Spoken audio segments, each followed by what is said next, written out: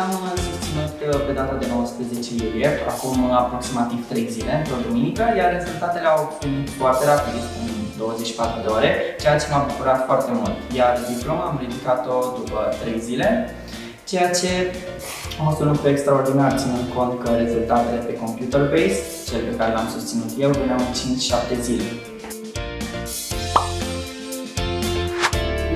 M-am înscris pentru a doua oară la examenul de IELTS. Prima oară am dat paper-based, acum am dat computer-based, iar ca experiență mi s-a părut mult mai util și un lucru pozitiv computer-based.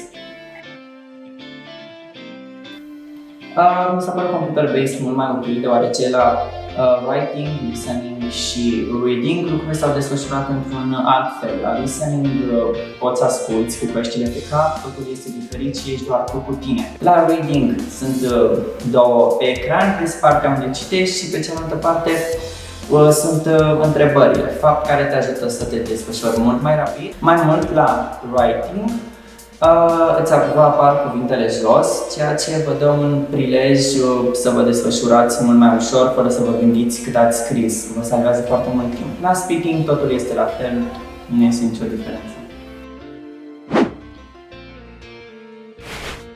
Să fiți încrezători, să nu vă fie frică, să nu vă panicați dacă pentru prima oară nu înțelegeți ce se întâmplă, că așa am fost și eu. Și o să reușiți, că eu am reușit, nu mă așteptam, sincer.